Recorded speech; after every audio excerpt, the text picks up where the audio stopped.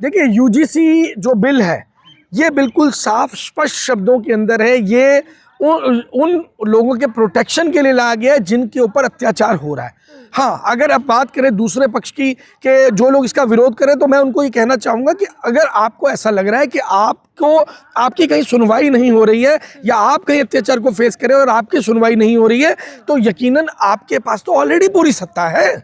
लेकिन वो लोग कह रहे हैं सर कि तमाम लोग हैं जो फर्जी एफआईआर करेंगे, उन्हें फंसाएंगे, उनका पूरा जीवन बर्बाद हो जाएगा इस बिल की वजह से। देखिए ये वो लोग हैं जो व्हाट्सएप यूनिवर्सिटी से पढ़े हुए हैं, उनको ये मालूम नहीं है कि ये जो कंप्लेंट है इसकी अपील का प्रोविज़न पहले तो कॉलेज के अंदर रखा गया है, फिर सीनियर मैनेजमेंट के पास रखा गया है, उसके बाद में कोर्ट का दरवाजा भी खटखटाने का मार्ग रखा गया है। तो ऐसा थोड़ी है कि अभी इधर एफआईआर हुई और इधर आपको फांसी पे टांग दिया जाएगा, ऐसा नहीं है। कोर्ट के जज खुद कह रहे हैं कि इस तरीके से अगर हम यूजीसी कानून लाएंगे तो देश को पीछे की ओर ले जा रहे हैं।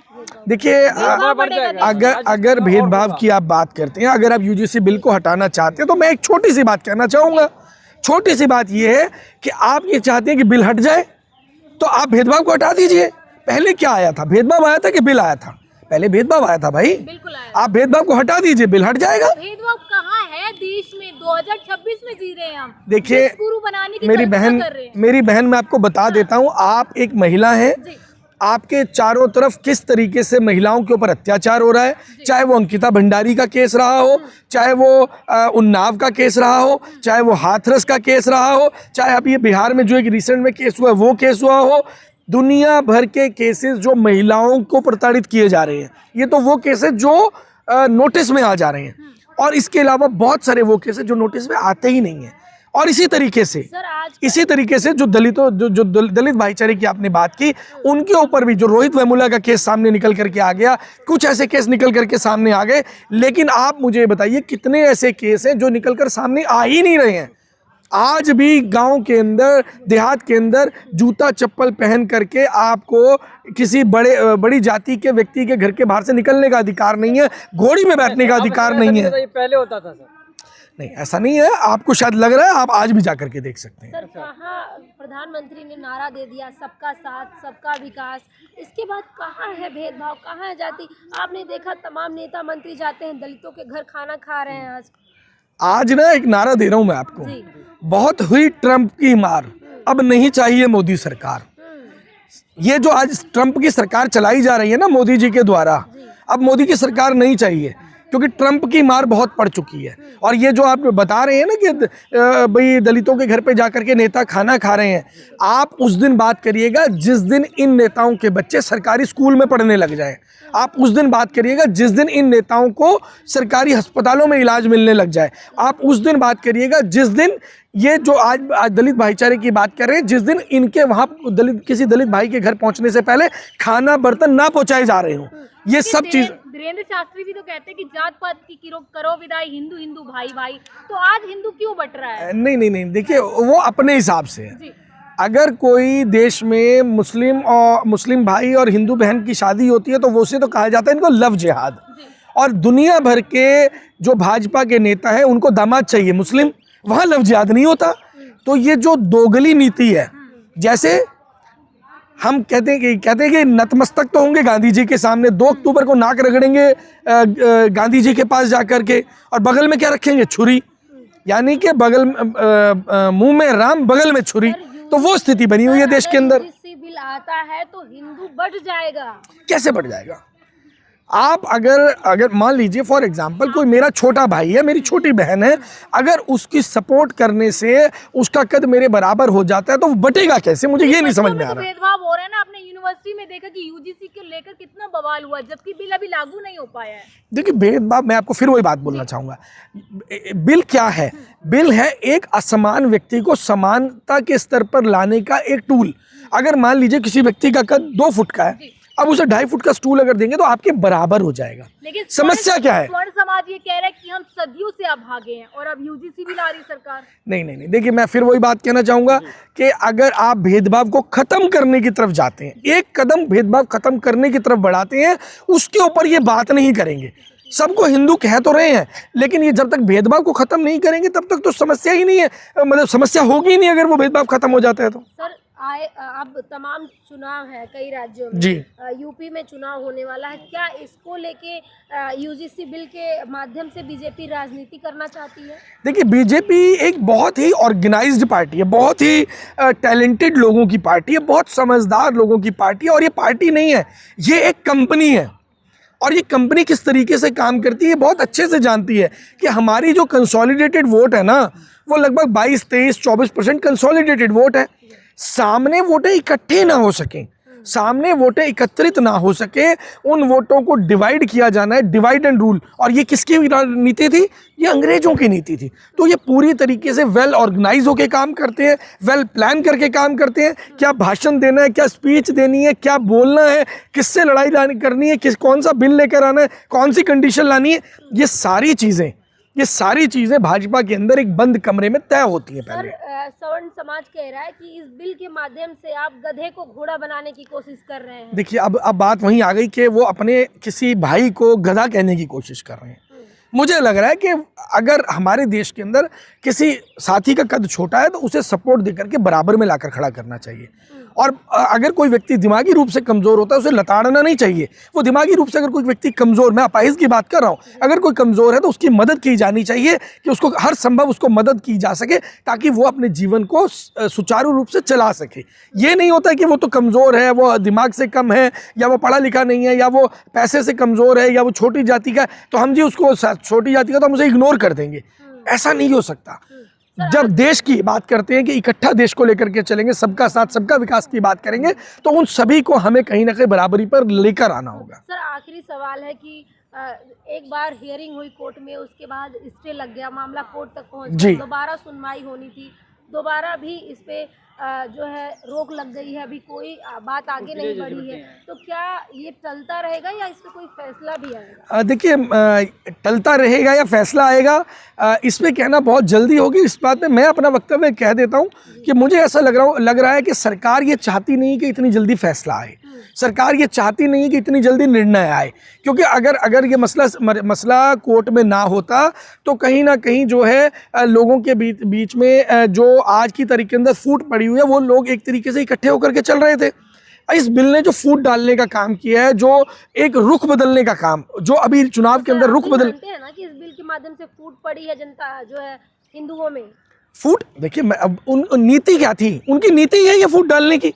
वो अपनी जो 22% वोट है उसमें फूट नहीं डालने देंगे। बाकी लोगों को, अच्छा आज अगर दलित भाईचारा उनके साथ नहीं होगा तो उनको मुस्लिम दामाद चाहिए।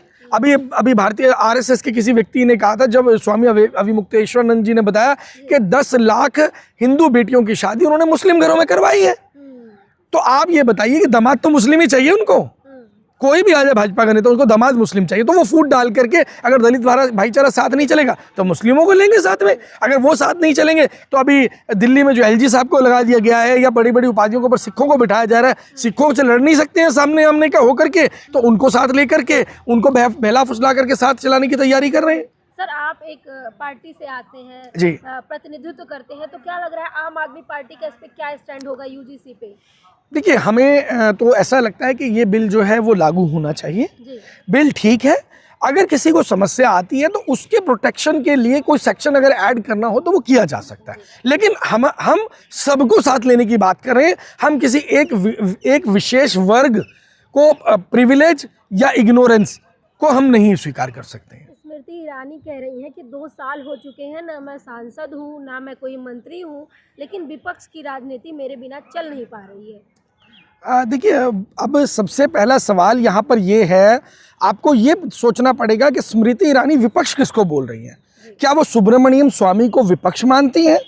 क्या वो आरएसएस के जिन लोगों ने मोदी जी के ऊपर बायोग्राफी लिखी उनको विपक्ष मानती हैं? क्योंकि स्मृति ईरानी को तो सिवाय भाजपा के नेताओं के और आरएसएस के लोगों के अलावा कोई भी ऐसा नहीं है जो उनके बारे में बात कर रहा हो। अब ठीक है, जब भाजपा के अंदर से धुआं निकल रहा है तो डेफिनेटली बाहर के लोग तो बात करेंगे ना। नहीं सर, वो सिलेंडर की बात करेंगे। उनसे जब सवाल पूछा गया तो उन्होंने कहा कि हाँ, उस समय मैं प्रोटेस्ट कर रही थी क्योंकि उस समय कोई वार नहीं चल रही थी, इस समय आपदा में विपक्ष अवसर ढूंढ रहा है। देखिए, आपदा में अफसर की अगर हम बात करें ना, तो जो स्मृति ईरानी है वो खुद जो है इस राजनीति के चक्रव्यूह में खुद फंसी हैं आकर। सभी लोग, अब आप सिलेंडर की बात कर रही हैं, लेकिन इसके अलावा अगर हम बात करें, जब वो 12वीं पास होकर के शिक्षा मंत्री बनी थी भारत की, और उन लोगों की शिक्षा मंत्री बनी थी जो पीएचडी कर रहे हैं, डॉक्टरेट कर रहे हैं, एमबीबीएस कर रहे हैं, उन लोगों का मार्गदर्शन कौन कर रहा था? एक 12वीं पास व्यक्ति। तब तो उन्होंने इस बारे में नहीं बोला। तो कोई व्यक्ति, चाहे वो स्मृति ईरानी हो या कोई भी हो, जब वो पॉलिटिकल लाइन में नहीं है तो फिर बार बार उसी का नाम लेना तो कहीं ना कहीं सवाल बनता है ना कि राजनीति मेरे बिना चल नहीं रही है। राजनीति में ऐसा नहीं होता है। राजनीति में हमेशा गड़े मुर्दे उखाड़े जाते हैं। अगर कभी आपने 10 साल पहले भी छींक दिया था और आपके साथ बैठा व्यक्ति बीमार हो गया था, तो यकीन मानिए आपके उस बात को मुद्दा बनाया जाएगा। अभी तो बोल रही है स्मृति ईरानी, तो हम क्या है, बिना राजनीति नहीं चल रही। नहीं, वो अपने आप को वो राजनीति को बहुत अच्छे से समझती हैं, जो हमारे देश का मीडिया नहीं समझता है और आप नहीं समझती हैं। क्योंकि जब किसी व्यक्ति की राजनीति खत्म होनी होती है तो उसे चर्चा से समाप्त कर दिया जाता है। लेकिन स्मृति ईरानी अपने आप को सुर्खियों में बनाए रखना चाहती हैं, अपने आप को चर्चा में बनाए रखना चाहती हैं, इसलिए वो इस तरीके के वक्तव्य दे रही है। वो सिलेंडर रानी कह करके तो विपक्ष वाला बोल रहे हैं सर, उनको नाम लेना बार बार। देखिए जैसी हो गई है वो, देखिए अब क्यों नहीं बोलती? देखिए सिलेंडर की जो बात है ना, वो तो बात ठीक ही है।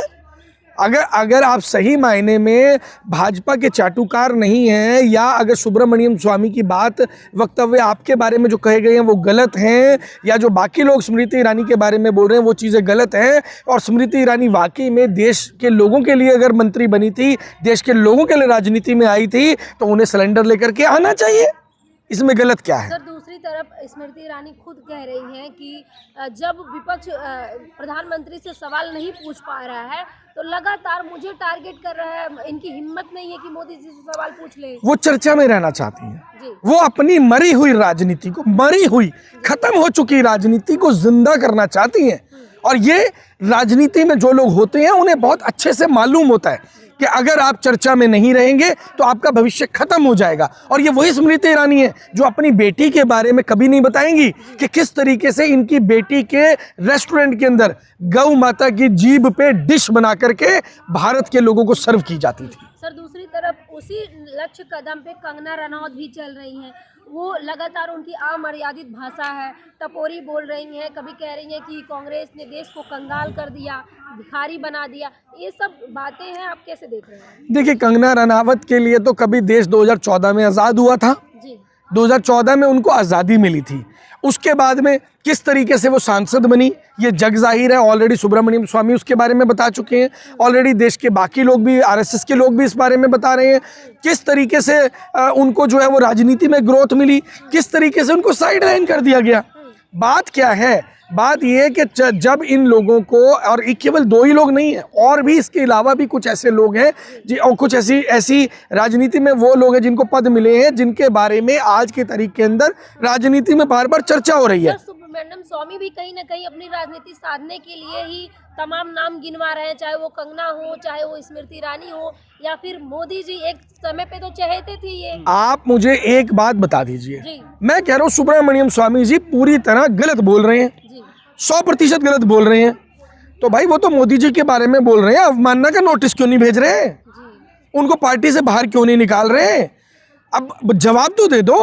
आप प्रेस कॉन्फ्रेंस करके क्यों नहीं निकाल रहे? उनको आरएसएस से क्यों नहीं लताड़ा जा रहा? उनको बाहर निकालने की क्यों हिम्मत नहीं है? क्योंकि वो ये बोल रहे हैं कि जिस दिन मैं चाहूंगा ये सारे के सारे एविडेंस आपके सामने रखूंगा, और वो वही भाषा बोल रहे हैं जैसे कि डोनाल्ड ट्रंप की भाषा है। तो क्या ऐसी कोई फाइल सुब्रमण्यम स्वामी के पास भी है, जिस तरह से एप्स्टीन फाइल था इन लोगों के खिलाफ, जो सारे सत्ताधारी मुंह बंद किए हुए हैं? आरएसएस के जो लोग हैं, और उसमें से एक महिला है, मैं उनका नाम नहीं मुझे ध्यान आ रहा है, जिन्होंने मोदी जी के बारे में मोदी नामा लिखा, एक बायोग्राफी मोदी जी के बारे में लिखी।